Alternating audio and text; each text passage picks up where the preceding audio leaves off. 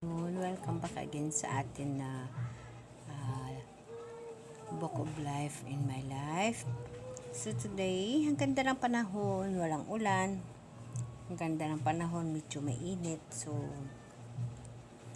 kumbaga, sa lugar namin maganda, pero sa ibang lugar, grabe yung ulan at grabe yung mga pangyayari. At saka, may lindol na naman. Lalo pang mataas, 7.7 sa Indonesia. Kaya talagang ang panahon natin ngayon ay talagang yun na yung sinasabi na dapat na tayo maghahanda para na anytime sa pagbabalik ni Jesus, nakahanda tayo. Kasi sa totoo lang mga kapatid, hindi naman nagkukulang ng instruction sa atin ang Biblia at saka yun naman ang kinukuhaan natin ng basi kasi yun ang iniwan ng mahal na Diyos na susundan natin upang malaman natin ang mga bagay na paghahanda. Lahat naman tayo ng mga tao na literal sa kalibutan, naniniwala tayo na ang Diyos nandyan sa atin, na ang Diyos babalik, pero sa mga sarili natin, itanong natin sa mga sarili natin kung baga nakahanda na ba tayo.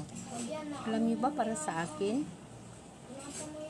sa mundong ibabaw nito, sa kalibutan, sa nangyayari ngayon, talagang hindi na natin maitatago pa ang darating. Darating at talaga at darating. Just imagine, araw-araw na lang, palakas na palakas. Yan talaga nakasaad sa Biblia na hanggat palakas na palakas. Kasi, ang tinatawag na birth pin, yung example ng mundo natin, yung birth pin na tinatawag na ang mundo natin, inihambing tayo sa babaeng nanganganak eh. Kasi once napasakit at lalong sumakit, yun na yun, mga nganak na. Ganon din ho tayo. Ang pangyayari sa kalibutan, powers hanggang sa darating ang panahon na darating na talaga ang dapat na darating. Kaya tayo sa kalibutan, yung mga tao, karamihan sa atin, hindi pa talaga nakapaghanda. Kasi nakalagay naman sa Bible na business as usual eh.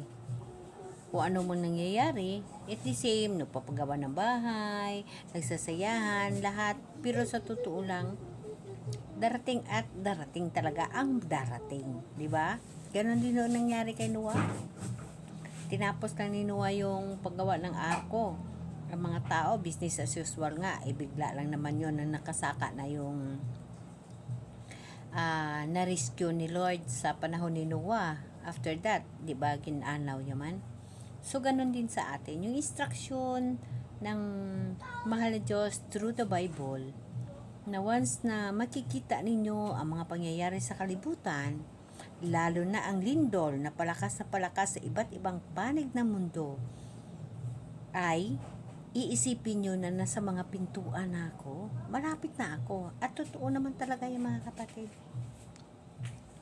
Ang mga pangyayari ngayon, hindi normal.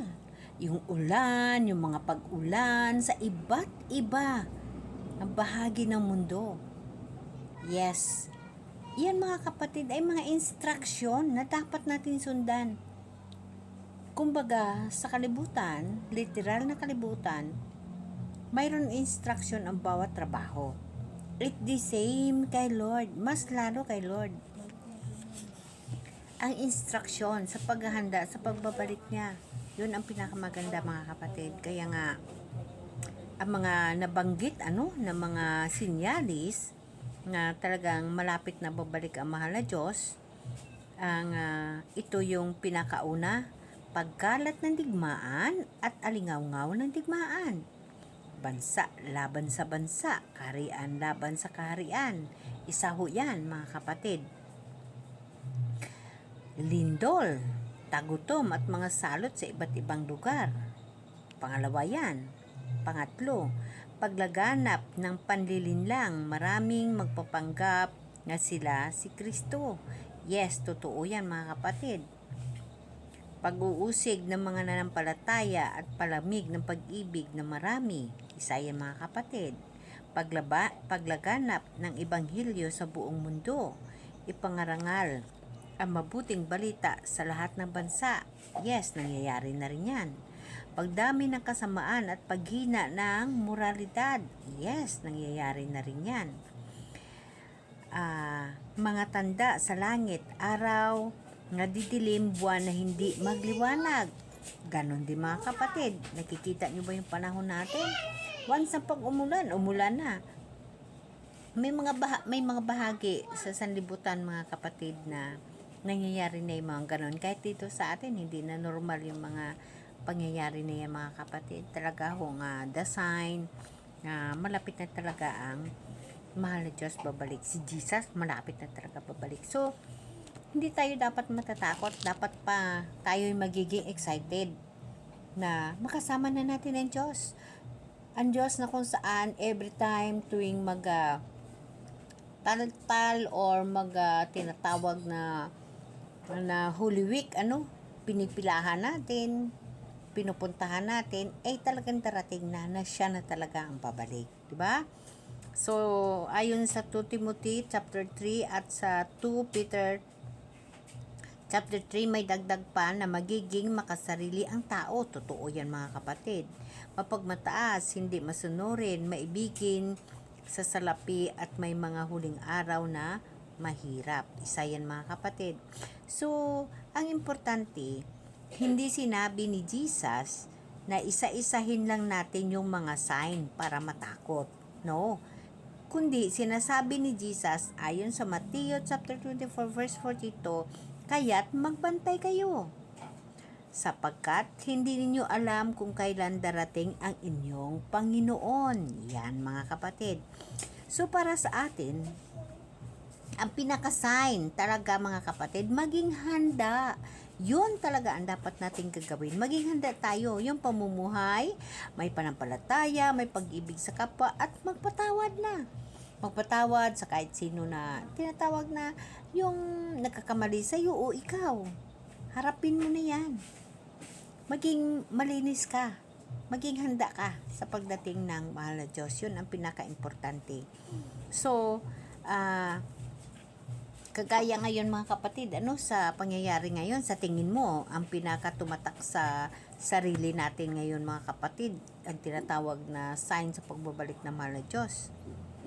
Para sa inyo, para sa inyo, sa akin kasi mga kapatid, laging nasa isip ko yung lindol sa iba't ibang bahagi ng mundo. Palakas ng palakas, yes.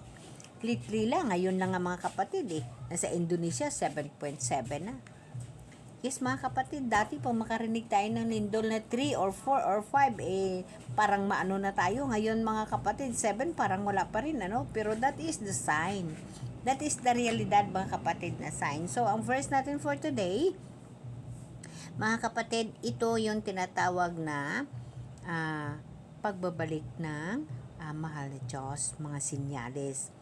Makikita natin yan mga kapatid, nasa Matthew 24, nasa Mark 13, at sa Luke 21, binabanggit ni Jesus mismo yung mga palatandaan bago siya bumalik. Hindi niya binigay yung insaktong pizza. Sabi niya, walang nakakaalam ng araw na oras. Pero, nagbigay siya ng mga sinyalis na dapat nating bantayan. Yes, mga kapatid. Kaya ang binanggit ko sa inyo na mga verses, babasahin nyo yan. Kasi talaga naman hindi nagsabi si Jesus ng araw. Ngunit, nagbigay siya ng palatandaan na yun ang dapat nating bantayan. So, ito na yung panahon. Kaya mga kapatid, talagang malapit na darating ang mahal na Diyos. Kaya para sa akin, kung ano man ang nangyayari sa buhay ko, pinapasa Diyos ko na ang lahat-lahat. Ginatugyan ko na sa Kanya ang lahat, sinusuko ko na sa Kanya ang lahat. Last mga kapatid na nangyari, yung ukol doon sa cellphone ko. That is the way na, kumbaga, ang cellphone ay isa sa nagiging kompetensya na mahal na Diyos sa kabuhi ko. Kasi, sa panampalataya ko, natitiwala ko sa mahal na Diyos ng buong buo, ngunit ang cellphone ay nagiging buhay ko rin. So, nang sinira niya ang lahat ko ng cellphone, parang wala lang ako. So, pinapakita ko sa mahal na Diyos, kay Lord, na kahit hindi ako maka-live or hindi man ako maka ganito, maka video, wala man akong cellphone, it's okay. It's okay para sa akin. Ang importante, makahanda ako sa kanyang pagdating. At kahit papano, makabahagi ako ng mga bagay na ito na kailangan na talaga natin maghanda, mga kapatid. Amen? Amen.